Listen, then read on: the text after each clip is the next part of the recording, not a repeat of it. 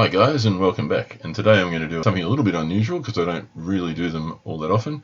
But this is a full kit review of the Takom Bergepanther Ausf A with a full interior kit. This is kit number 2101. I'm excited about this for two reasons. The first reason being this is a Takom kit, and I haven't done a Takom kit before. I've wanted to. I've liked a couple of reviews I've seen you other guys do in the past. And I thought they look good, and I thought I'd really like to give them a try. So always like to try something new. So tick for that, Takom. Looking forward to getting stuck into it. And the second reason I'm excited about this is because this just turned up unannounced at my house last week from my favourite modelling providers in Australia, B&A Models.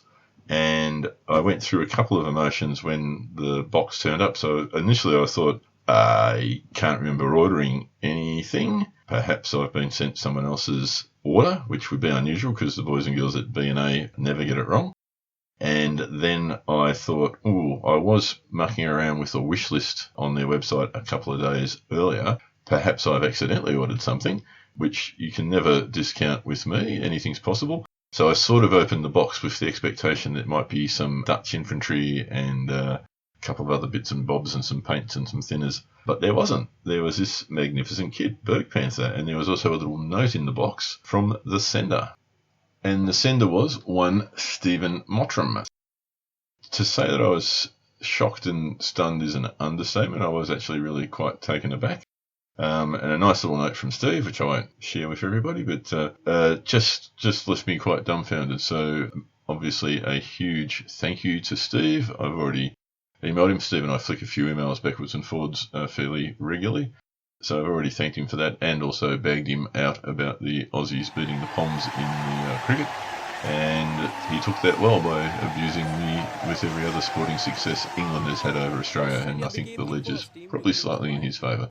So huge thanks to Steve. Those of you who don't know him, there'll be a link down below in the description and at the end, and if I'm technically savvy enough, even one is appearing right now as you hear my voice. Go and check him out because he's a great modeler, but more than anything, he's a really great guy, and he's an outstanding member of this community. So sending me a kit of this impressive nature is a very generous thing, but I'm not the only person who's been the recipient of Steve's generosity over the time. Certainly my time online doing YouTube videos the last 3 years. So just a great bloke. You know, if there were more people like Steve running around the planet, we'd have a damn sight better planet. So I am really looking forward to building this. I am going to take my time, and as I might say later on, because I can't remember, I'm recording this over a couple of different days, I probably won't start it until next year, 2020. Because I want to have an absolutely clear deck, nothing else on the go, and devote all of my attention and whatever abilities I have to doing a rip snorter on this. So again, Steve, thanks. You're a legend, mate. You're an absolute gun, and really looking forward to getting stuck into it. And look, just quickly, I might apologise in advance if there's some audio quality issues. And the reason I say this is that typically I film everything and take the still shots, and then I do a narration in sort of controlled conditions as far as background noise and proximity to the mic and all that sort of stuff. On this occasion, I thought that might become a bit stilted, and it would be more natural just to comment on the sprues as I pulled them out and talked about them, rather than trying to figure out later on what sprue I was looking at and what the hell was on it. So I did some tests before going boots and all into the recording, and it seemed to be okay. This is the last thing I'm recording right now, just in case, and you'll either hear this, which means there are some issues, or you won't hear it, in which case I've just wasted 30 seconds. Or, just to surprise you, I might put it in anyway to give you an indication of the rambling crap that comes out of my mouth when I get a microphone near it. Let's see what happens. So it's a massive box of plastic, and we'll go through sprue by sprue in a second. But it's a giant box, and it's probably twice the thickness of any other box, certainly your Tamiya or your Dragon kits that I've encountered. So it's a little bit daunting. There is so much in there. As we go through it, you'll see some of the sprues are reasonably empty. So I'm assuming that's parts for their standard Panther that aren't required for this kit. But nevertheless, there's still heaps of them and a lot of plastic to whack together. But we'll go through and have a look at them now, and I'll come back at the end of all that and ask for your help and map out what's happening next.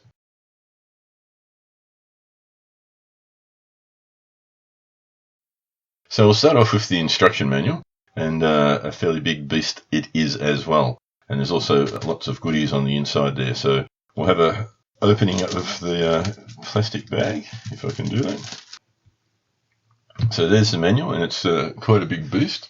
So if we move over a little bit so we can spread it out, and just the normal little bit of a potted history on the front page.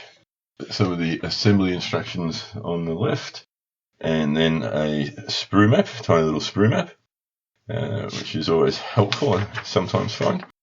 And then into the instructions, and I'm not going to do a painstaking, this is where we put the engine in and this is where we put the signs on. If there's anything that particularly catches my eye, we might have a bit of a look at it. By and large, it's very simple. So this is my first exposure to a Takom kit, and I'd have to say that I like the look of the instructions straight up. There's not too many stages in each, or there's not too many assemblies in each stage, which is quite handy.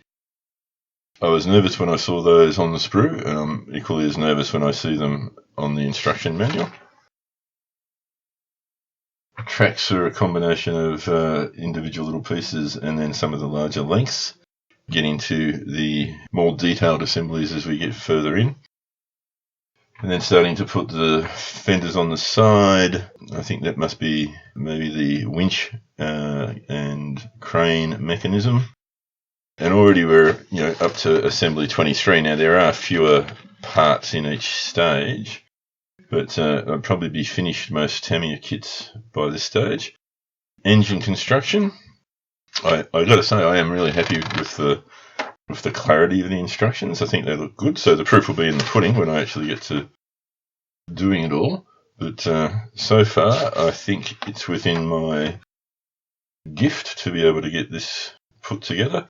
Steve described it as a step up from Tamiya, but not as fiddly as Dragon.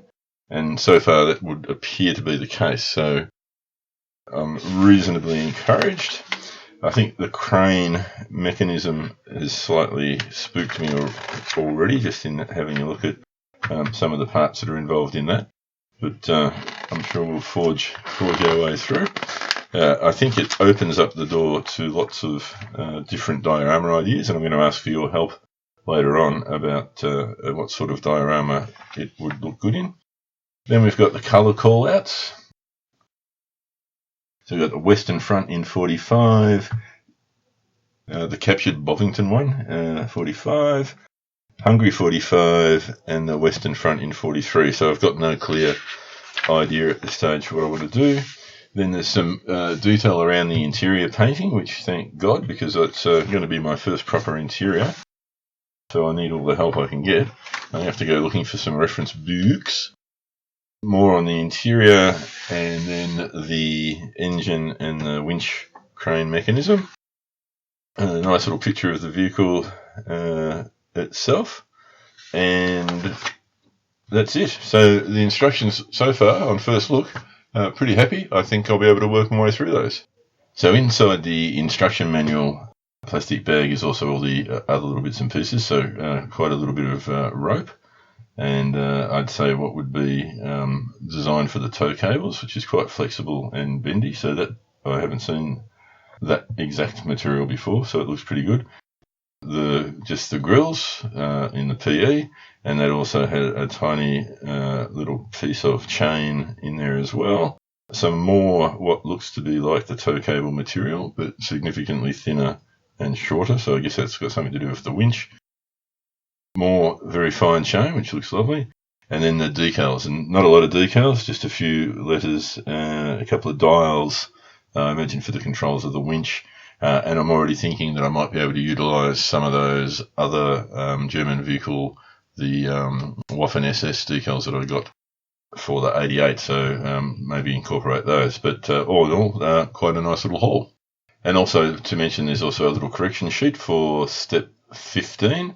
I imagine it's just the batting order for the pieces, but I'll go back and double check, and as I usually do, sit down with the instructions probably a day or two before I decide to start building, and then highlight anything that needs to be really focused on, like not gluing parts or where there's options or things like that. So I like to go through it pretty thoroughly so I don't get lost in the heat of the building.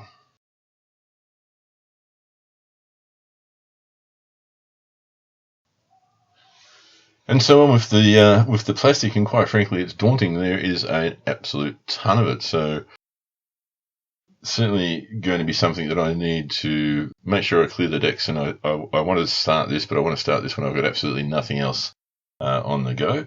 So the reality is it probably won't be until next year, to be perfectly honest. But it'll probably be my first project for 2020, and I want to give myself lots of time and take it carefully and do a really good job. So first set of sprues are the wheels. There's two of those. Nice to look at those. We can zoom in on that in a minute. But really good detail. I have to say I like the plastic. The other thing I have to say is I like the sprues as well, because they're flat, and I can already see here's an abundance of plastic for scratch building down the track. So I think I'll be harvesting that with a great happiness. So yep, first set of sprues to look at, and pretty happy with what I'm seeing.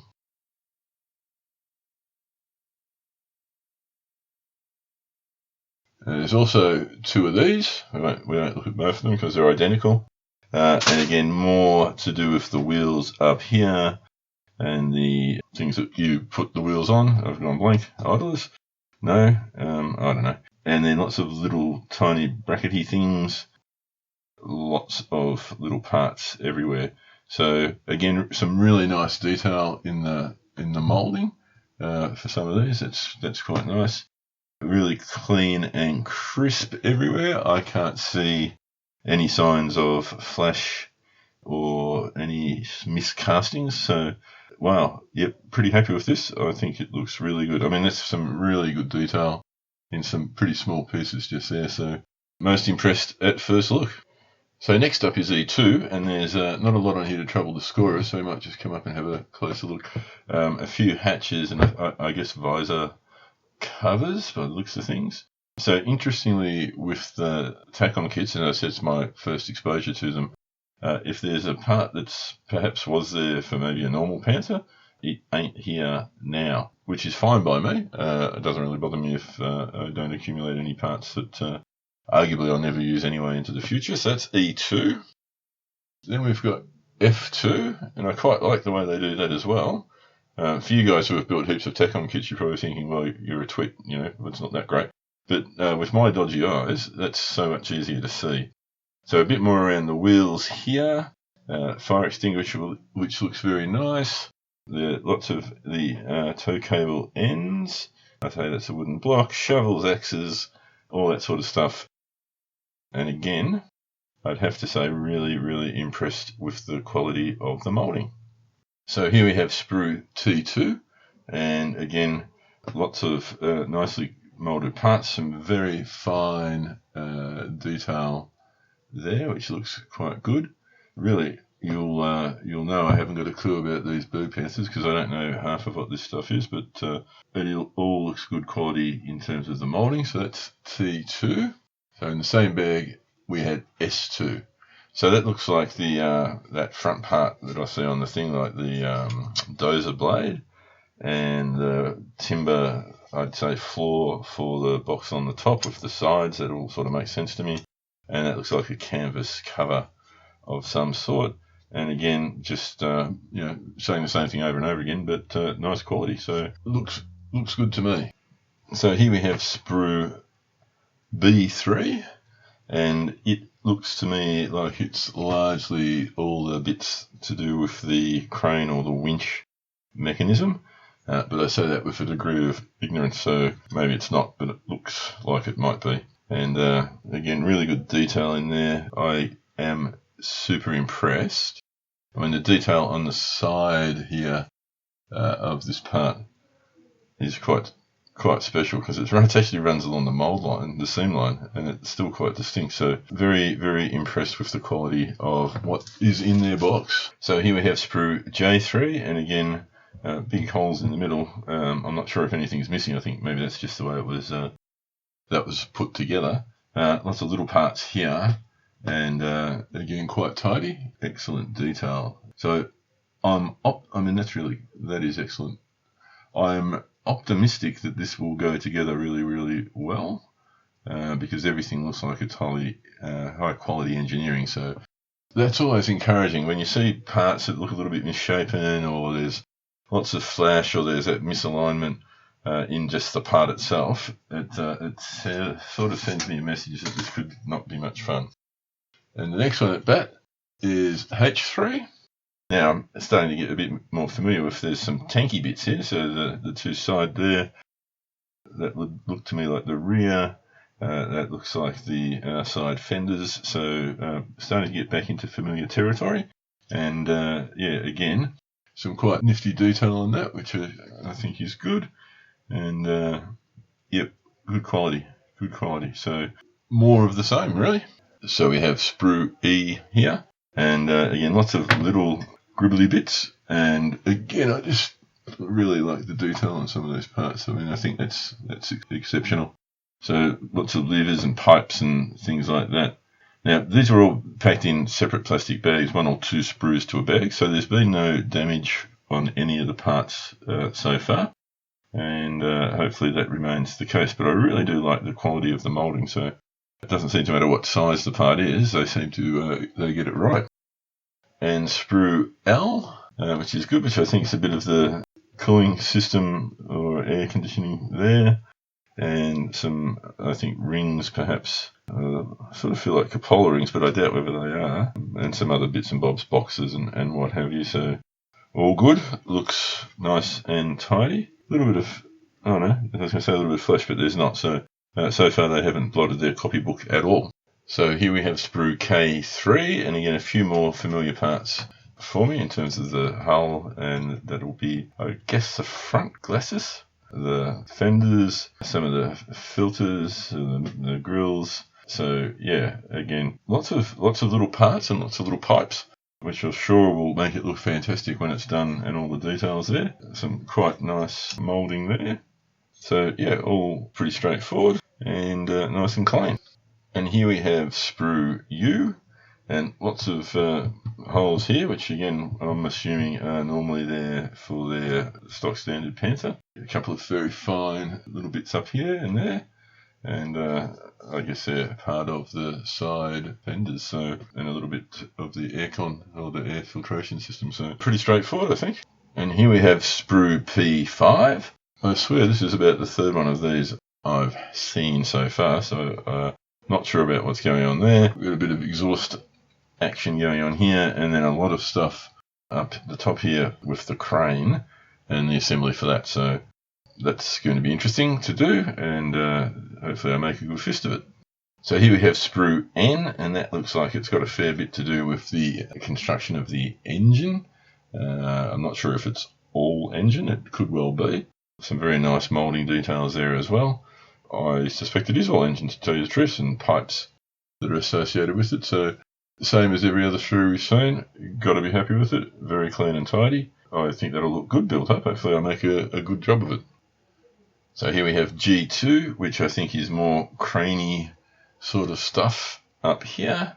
And then there's a few parts I can identify here. That's a shovel. You'd be impressed with that. That's a machine gun. And we've got some jerry cans there with their handles.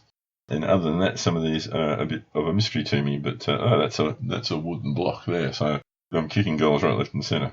On the last big sprue, my first piece of flash, and in fact that part's broken. So I just noticed that then, and that's no big deal. That's very easy to stick back together again. But first bit of flash. So otherwise, all good. So now we have Sprue C, and there's two of those. They're identical. So let's look at both of them.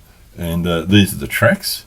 So you've got some lengths already there, and then you've got the individual tracks that need to deal with. So that doesn't scare me. I'm pretty comfortable with that. No great deal of difference to what I've done in the past with some others.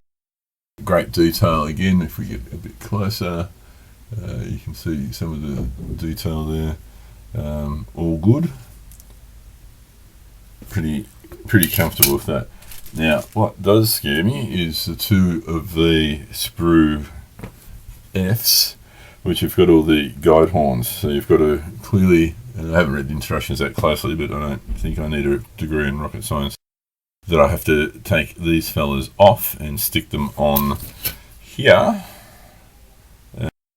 individually. So that's going to be a challenge because they're tiny, and I can see that will be very frustrating for me, but it is what it is. And I've already decided that I'm going to just build this out of the box. I don't know enough about the type of vehicle to start getting creative, and I want to be able to build my first Takom kit right from start to finish as the manufacturers intended it. So I might have cheated and used some frill tracks for this to avoid doing all the little guide horns.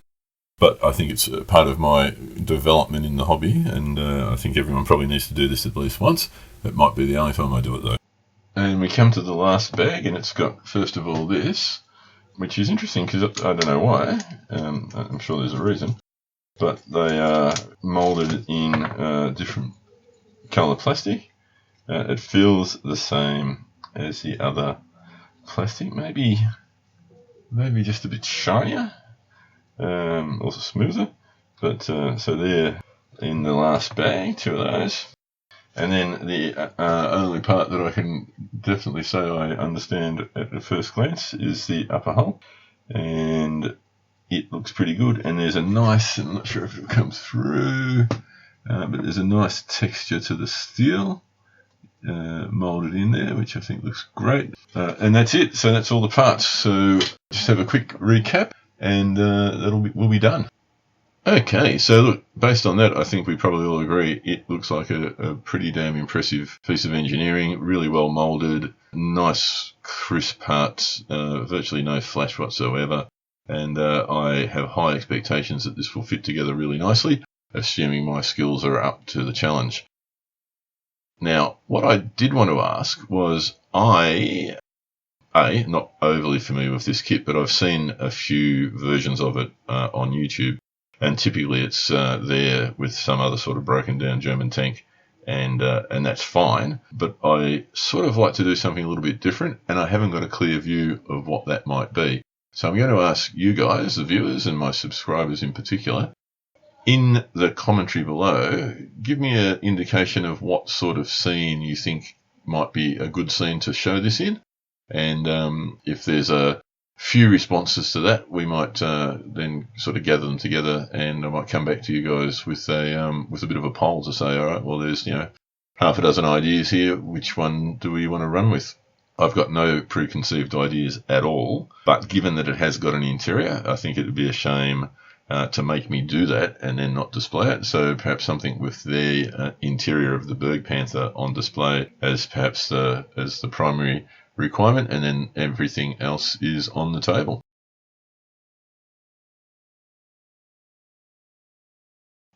And that's it. So thanks very much for watching, guys. Probably my first real end-to-end unboxing. So hopefully you enjoyed it. I don't think I did anything radically different to how most of them go.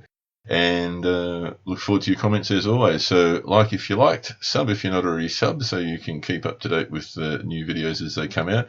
Click on the little bell, apparently, and then you'll get the notifications when they do come out. And comment away, and don't forget, I'm looking for your help. So what sort of scene do you reckon this vehicle would look good in? Again, thank you all. Take care, and I will catch you on the next video. Cheers.